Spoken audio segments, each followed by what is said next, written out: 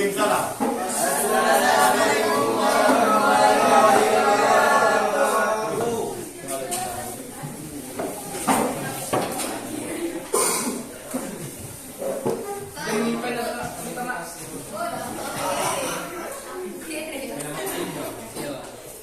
Siapa yang termasuk?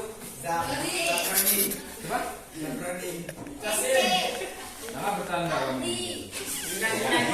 Siapa? Nggak sekolah di sini. Bodoh. Siapa yang tanya, Pak? Tadi ada, Pak. Bolos dia, Pak. Oke, yang ribut. Bapak serius kan? Oke, Pak. Mereka yuk, Pak. Ya, bismillahirrahmanirrahim. Assalamualaikum warahmatullahi wabarakatuh. Waalaikumsalam warahmatullahi wabarakatuh. Jadi, ada yang kenal sama Bapak? Belum. Siapa namanya, Pak? Ada yang kenal sama Bapak belum? Oke, Bapak perkenalkan diri ya. Nama Bapak Nuri Aswandi. Bapak sebagai pengganti Bu Ani pada hari ini karena Bu Ani menemani suaminya lagi dinas ke kabupaten. Oke? Jadi kemarin materi apa yang dipelajari? Takliti. Oke, hari ini Bapak akan membahas tentang sesudah taklifi yaitu hukum mati. Hukum mati. Jadi selama Bapak mengajar tolong dengarkan dan pahami karena nanti ada sesi Bapak akan bertanya, mungkin kalian juga akan bertanya kepada Bapak, oke? Yang pertama hukum mati. Hukum mati adalah hukum yang menyebabkan sesuatu sebab, syarat, mani, azimah, rukhsah dan sah dan batal sesuatu. Jadi ada atau tidaknya hukum taklifi disebut dengan hukum mati. Pembagian hukum mati itu ada 5. Bisa kalian lihat di sini. Yang pertama ada sebab, syarat, mani, azimah, rukhsah, sah dan batal. Yang pertama kita masuk ke sebab. Sebab usul ulama mendefinisikan sebab adalah sesuatu sifat yang zahir, tetap dan menetapkan hukum karena syariat mengkaitkan sebab dan sifat. Dengan kata lain, apabila seseorang melakukan sebab, maka akibatnya akan timbul. Tanda-tanda sebab adalah adanya sebab mengharuskan keberadaan hukum, sedangkan tidak adanya sebab mengharuskan ketiadaan hukum. Contohnya, Allah Subhanahu wa taala berfirman, Bismillahirrahmanirrahim, Aqimis sholata liduluki syamsi ila fasaqil laili wa qur'ana fajri. Inna qur'ana fajri kana masjuda. Artinya, dan dirikanlah sholat dari sesudah tergelincirnya matahari sampai dengan gelap malam. Dan dirikanlah pula sholat subuh. Sesungguhnya sholat subuh disaksikan oleh para malaikat. Quran surah Al-Isra ayat 78. Jadi Allah Subhanahu wa taala menjadikan tergelincirnya matahari sebagai sebab atau juga untuk waktu menentukan waktu masuknya sholat zuhur. Paham? Paham tidak? Paham. Jangan paham aja. Tanya. Sepatu ada akibatnya. Ya. Sepatu itu termasuk akibat. Yang mana Rayu? Yang sebab kan kata Bapak tadi bilang sebab karena ada akibat. Itu bisa disebut nggak? Sebab itu berteman dengan akibat. Karena ada akibat, karena ada sebab akhirnya ada akibat. Iya, seperti yang tadi dalam dalil hadis kan, matahari tergelincir menjadi sebab. Nah, akibatnya itu berarti kan masuk waktu sholat zuhur. Bisa juga contoh lain, misal ketika seseorang melihat hilal 1 Ramadan, maka seluruh umat Islam diwajibkan berpuasa karena hilal menjadi sebab untuk umat Islam berpuasa. Paham? Oke, Pak bertanya, enggak ada yang enggak menyimak, jadi nyesal Bapak mengajar. Yang mana ya? Yang sering ngomong ini. Yang itu, kamu apa tadi contohnya? Kenapa kamu sendiri lagi di sana? Gigi gorengnya, Pak. Kita di sekolah agama, kok ada yang kamu? Tidak. Siapa? Bapak enggak mau laki-laki.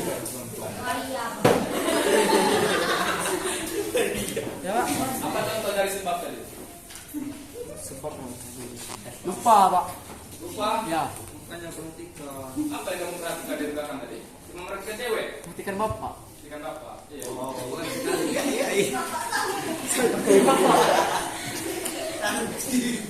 Pak. Ya, jangan kejamian, Pak. Bapak kejamian. Apa sifatnya di sini? Sering itu buat masalah atau cuma caper? Anak baik-baik. Baik. Baik.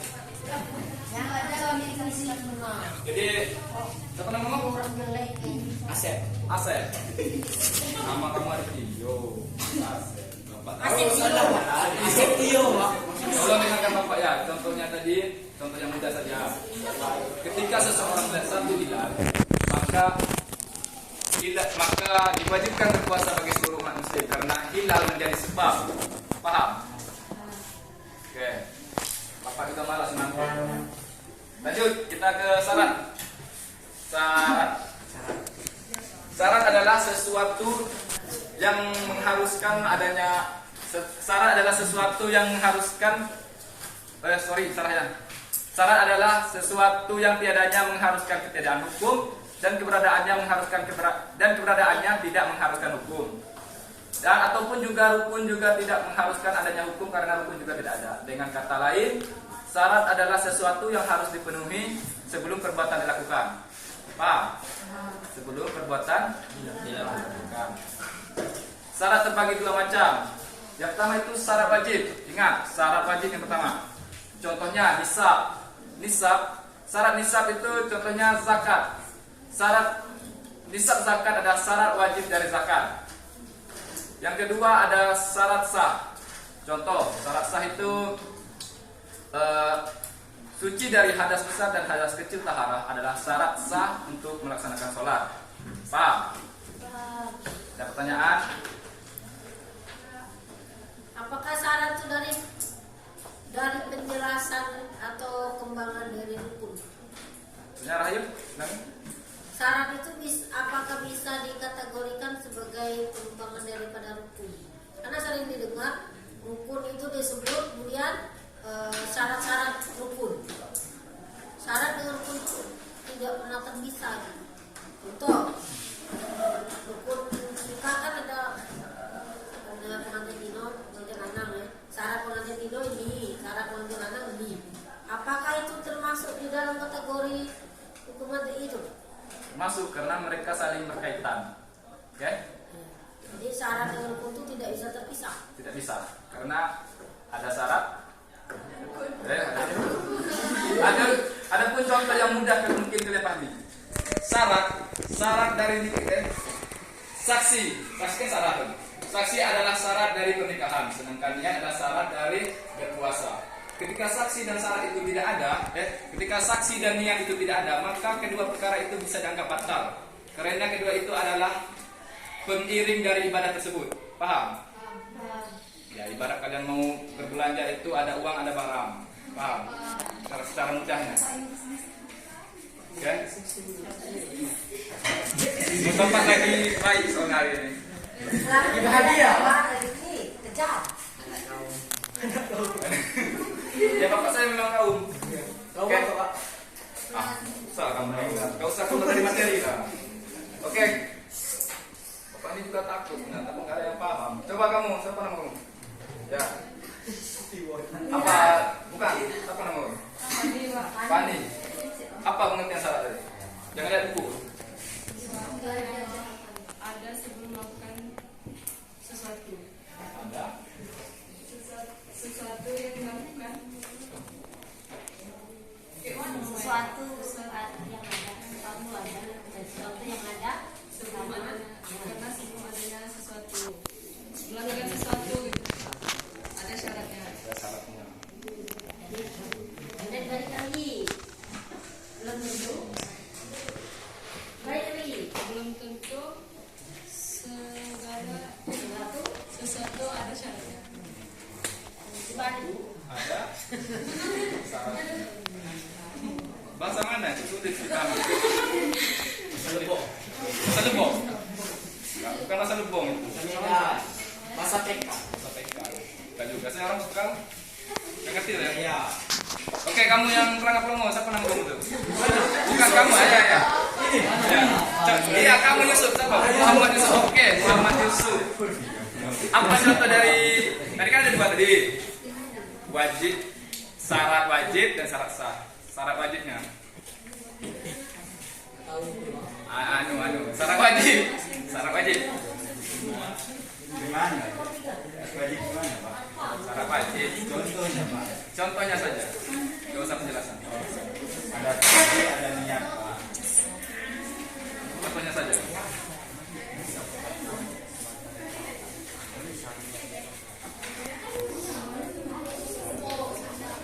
Gimana?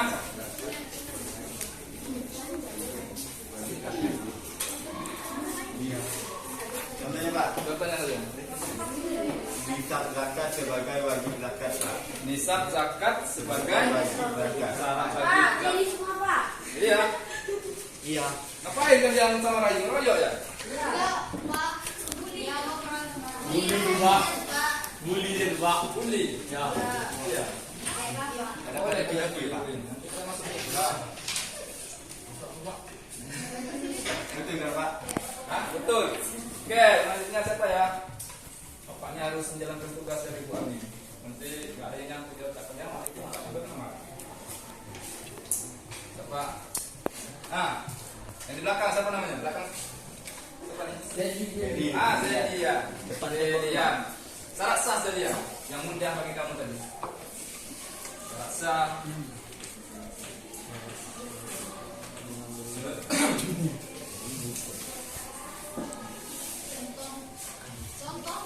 Contohnya saja.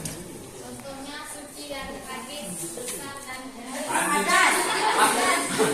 Bagaimana hadis besar sebenarnya? Bagaimana hadis besar dan hadis kecil. Suci dari hadas besar dan hadas kecil. Suci dari hadas besar Dan hadas kecil. ada buku kamu ini. Kamu yang depan. Contoh salah sah. Bukan itu. Ada yang lain. Selain contoh yang mudah, jangan yang diketahui dalam buku.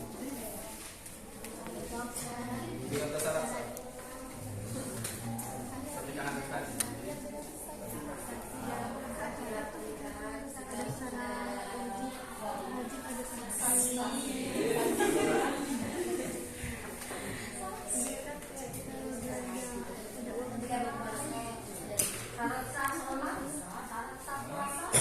Banyak sebenarnya.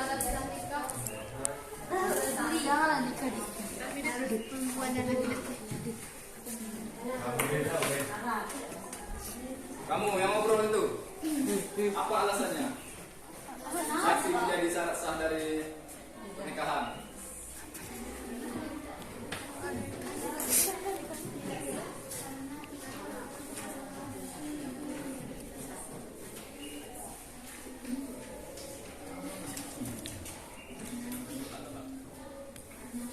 Gak tahu. Terus apa yang kamu simak tadi?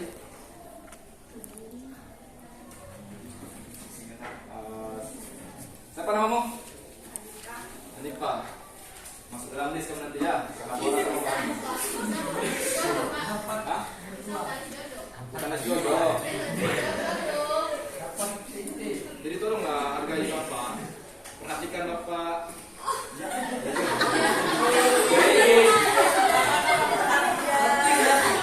Ketika murid tidak memperhatikan guru sama saja dengan tidak menghargai. Paham kan? Oke, kita lanjut saja ke mani. Mani itu adalah penghalang. Mani itu adalah Siapa bilang mani itu? Yusuf. Tak terus saja. Bapak kesana ngomong maniak, bukan mani. maniak. Sorry. Tidak apa silakan. Kenapa kamu bilang mani tadi? Bapak bilang mani. Aku pikir kamu kesana tadi.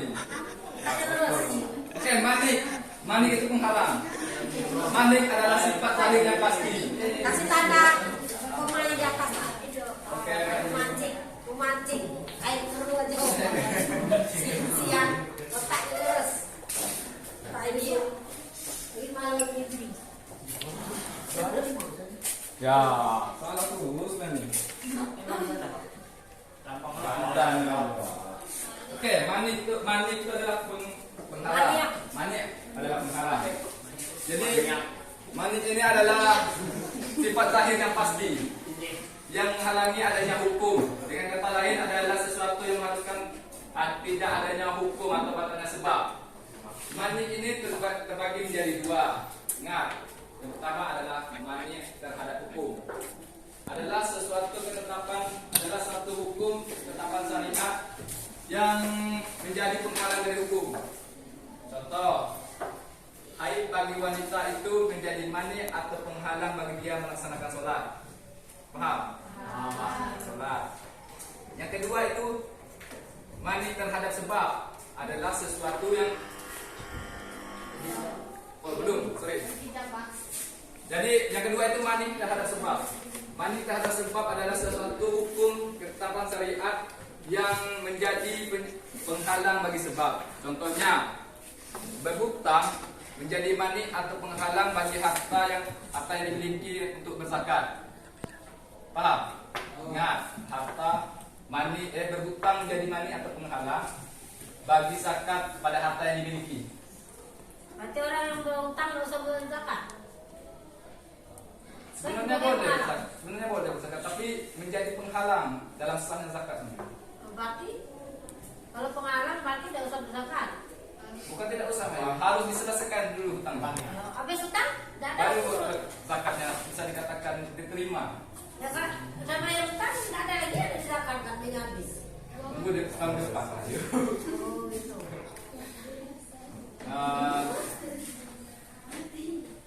Paham tadi? Paham, Pak. Ingat saja mani itu penghalang. Oke? Itu yang siapa namanya dulu?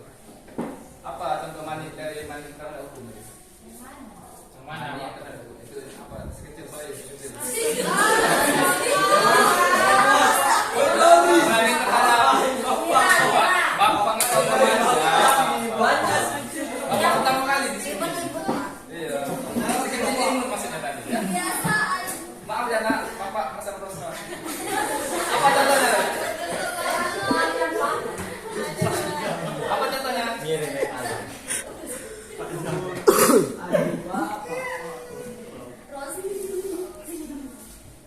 Ayo. Nyata apa kamu? Ya inilah contohnya. Apa Pak? Bapak sedang menjelaskan, dia nyata, takutnya dia nggak tahu. Nanti bilang ke rumah, ke ibu, bilangnya nggak ada dapat hasil dari sekolah.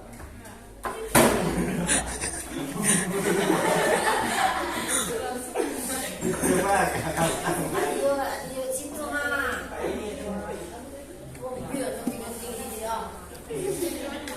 Bapak apa? Keluarkan sedikit volumenya. Kedengaran Bapak.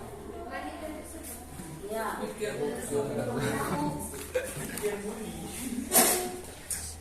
aja. Saya tidak. Soalnya orang itu yang praktek. Video. yang tolong dia.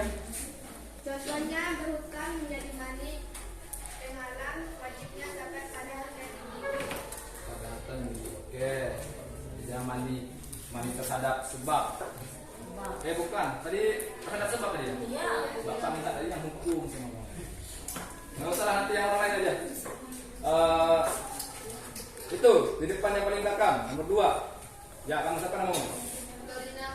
Dorina. Tolong sebutkan contoh yang Bapak sebutkan tadi tentang mani terhadap hukum. Haid pada seorang perempuan yang menghalangnya untuk melakukan ibadah sholat. Oke, nyimak kamu perhatikan. Oke. Saya tanya Pak yang tentang waris apa? Ya Islam kemudian beda agama itu termasuk dalam imannya. Termasuk karena murtad. Yang mana itu sebab atau hukum? Itu sebab. Karena ya, contohnya seorang anak berhak menerima warisan.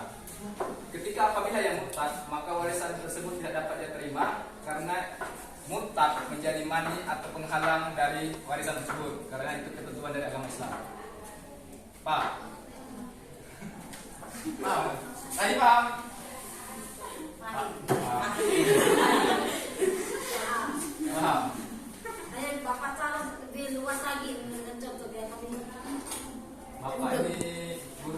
dari Bu Almi, Pak. Jadi mungkin wawasan Bapak masih kurang. Jadi mohon maaf, Pak.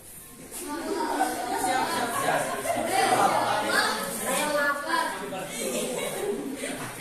Selanjutnya kita masuk ke yang keempat, azimah dulu ya. Azimah adalah hukum yang berkaitan dengan perbuatan mukallaf tanpa adanya uzur. Kondisi ini maksudnya adalah dalam perkara hukum yang asli. Contohnya, sholat wajib 5 waktu itu wajib bagi seluruh mukallaf. Saking wajibnya, sholat ini bagi orang sakit pun wajib melaksanakannya. Jadi, apabila orang sakit ini, jika dia tidak mampu berdiri melaksanakan sholat, maka dia apabila ia tidak mampu berdiri melaksanakan sholat, maka ia diperbolehkan untuk duduk. Apa mau tadi? Duduk kan? Dan jika dia tidak mampu duduk, dia maka diperbolehkan untuk berbaring. Dan jika tidak mampu juga, dia juga boleh dengan isyarat saja. Dengan isyarat. Tak mampu lagi, Pak. Hah? Sholat. Bisa melakukan. Kamu boleh dengan isyarat tadi. Tapi kalau nggak mampu lagi, bisa dipertanyakan. Selanjutnya kita masuk ke azimah.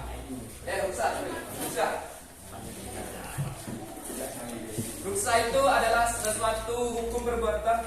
Ruksa itu adalah hukum yang berkaitan dengan perbuatan karena adanya uzur. Tadi kan tidak adanya uzur, sekarang adanya uzur. Pengecualian dari azimah. Jadi pengecualian dari yang pertama dari azimah. Jadi contoh dari ruksa itu seperti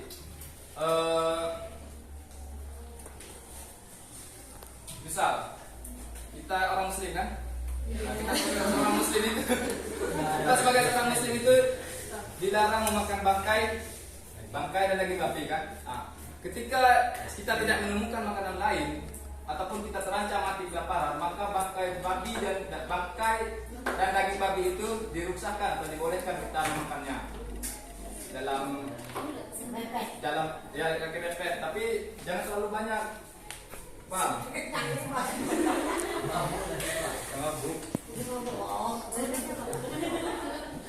Adapun contoh yang mudah ya, musafir itu musafir. Joko Kendil, Pak. Joko Kendil itu musafir. Lagi trennya, Iya. Pak. Viral. Naik apa deh? Harimau. Kemarin saya kan naik tiga.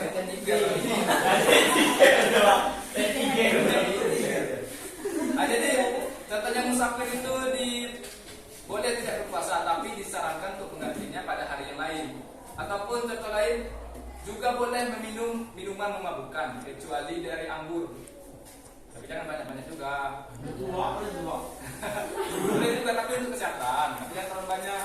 Oh, boleh sih, Pak. Boleh juga, Pak. Boleh juga sebenarnya. Harus menjelaskan. Boleh, Pak.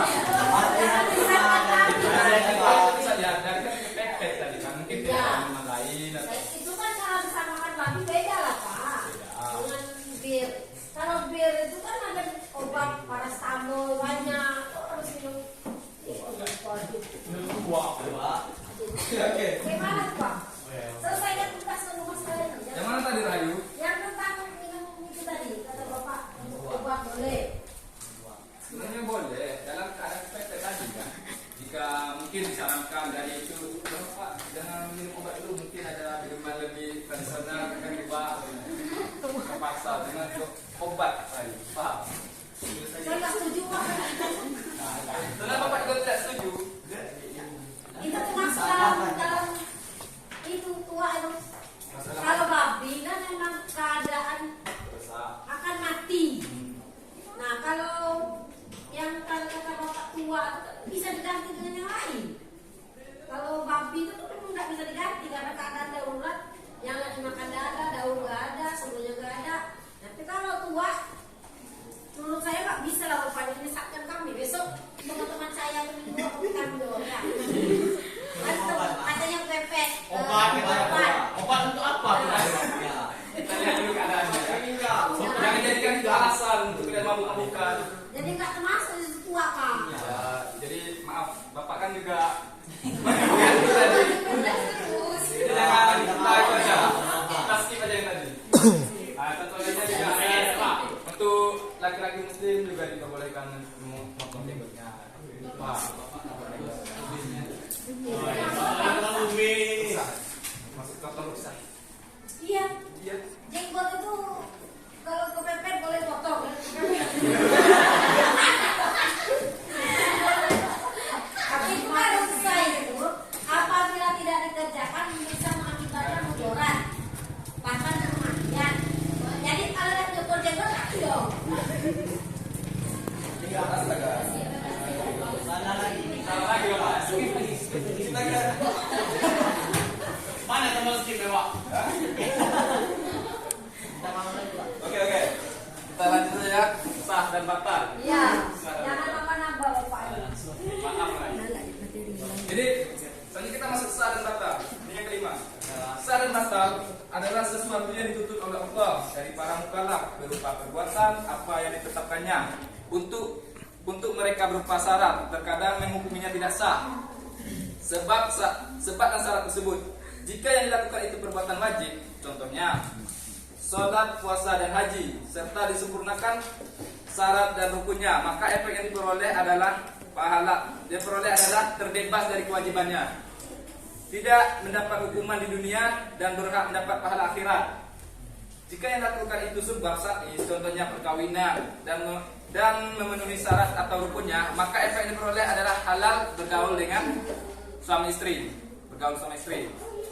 Jika yang dilakukan itu adalah wudu bagi orang yang sholat serta disempurnakan syarat dan rukunnya wudu, maka efek yang diperoleh adalah terwujudnya sholat sah, sholat yang sah. Paham? Apa kalian termenung nih? Panjangan Bapak jelaskan sah dan batal. Intinya apa sah dan batal? Intinya sah dan batal itu rayu. Bapak juga kurang memahami ya. Sah itu Pak apabila tidak terpenuhnya rukun atau tidak itu maka segala sesuatu yang dilakukan itu tidak sah. Coba Bapak jalankan sendiri. Sah. Susah jelaskan Rayu. Bapak juga tidak tahu sudah berapa hari Bapak memahami ini Rayu. Jadi bisa dipelajari di rumah ya, ataupun pas Bu Alni masuk nanti minta penjelasannya, karena Bapak ini juga kurang paham sebenarnya.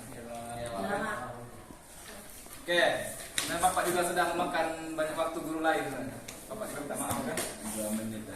2 menit. Rahayu ini tidak ikhlas kayaknya. Teman kalian itu? Ya.